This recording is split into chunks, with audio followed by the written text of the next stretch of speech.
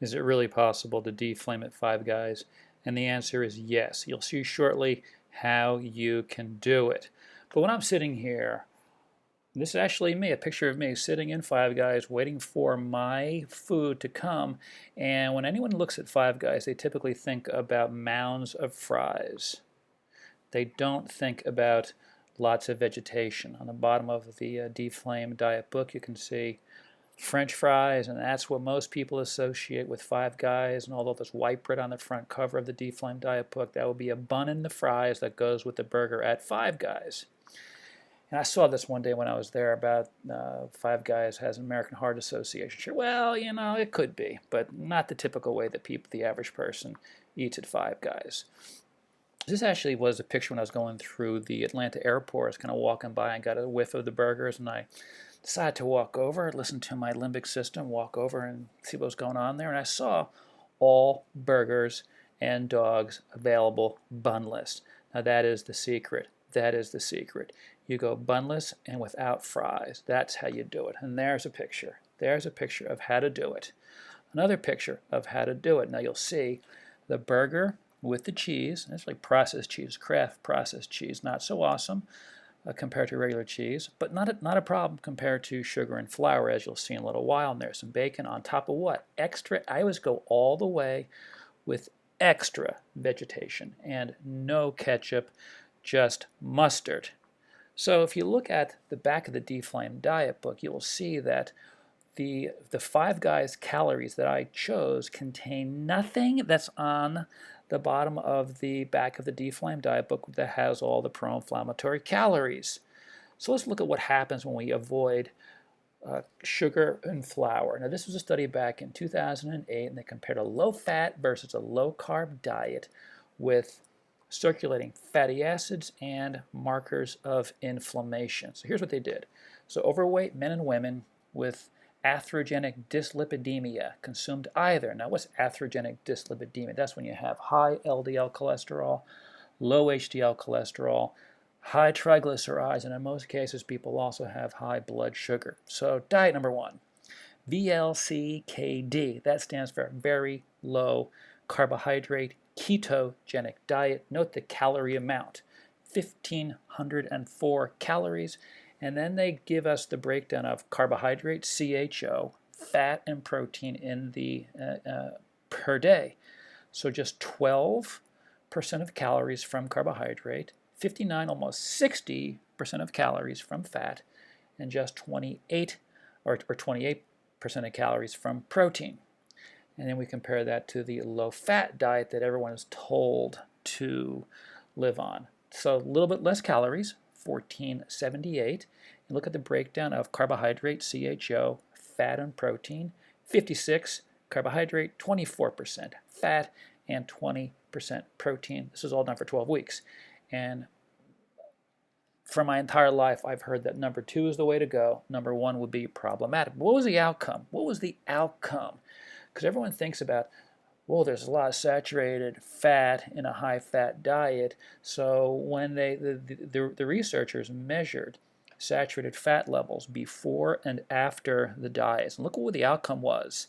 Total saturated fatty acids, when they did a blood test in circulation, were consistently decreased with the very low carbohydrate, which means the so-called high-fat diet.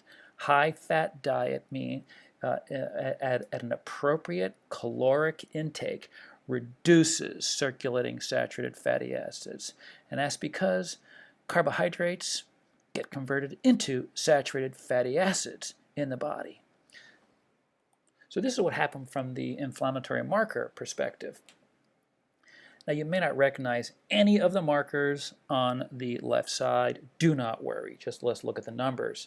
Both diets reduced inflammation markers. You can see the percentage reductions. Both all were negative, meaning there was percent reduction.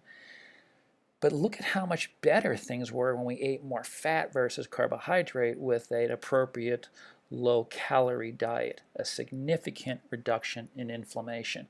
Now, when people think about the ketogenic diet, they think of just living on butter and bacon.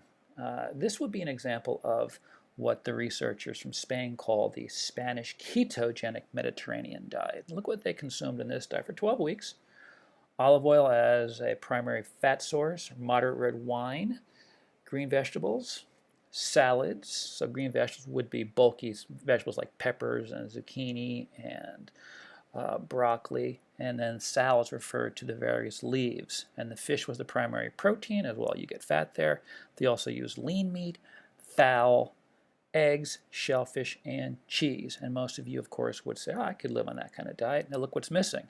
Sugar, flour, and refined oils, exactly like the Deflame diet. And who'd they do this study with? Well, first study, just general cardiovascular markers. Number two, it was a pilot study for subjects who had metabolic syndrome, and every single subject who stuck it out for 12 weeks reversed their metabolic syndrome. The final study they applied to people who had fatty liver disease, which is very common in metabolic syndrome. And at the end of the study, approximately 20% had reversal of fatty liver, elimination of fatty liver, while everyone else had a reduction in fatty liver in just 12 weeks. That's pretty profound. So you could also, if you were to look at the Spanish ketogenic Mediterranean diet, which is a Deflame diet, this is my plate at Chili's at an airport, and notice how this option, no sugar, no flour, just fat, protein, and vegetation, very, very anti-inflammatory. This is me cooking some fish at home with vegetation and putting it on top of lots of salad greens. Highly anti-inflammatory, absolutely free of sugar, flour, and refined oils. And if you think about the Five Guys options I mentioned before, why could you not visualize Five Guys calories here without the bun and without the French fries? This is me cooking bacon and putting almost a whole head of cabbage on top of the bacon. No sugar, no flour, just protein, fat, and vegetation. So this is getting back to Five Guys. Now notice again, while we got the processed cheese food, not terribly healthy, but it lacks sugar and flour, which is the key. This particular plate, so I got extra vegetation, extra onions, extra mushrooms, and this happens to be a double bacon cheeseburger without fries and without a bun. So that completely complies with a Deflame diet. Well, it may not be perfecto, but it's certainly better than what you could do otherwise. So can you deflame at Five Guys? And the answer, of course, is absolutely yes.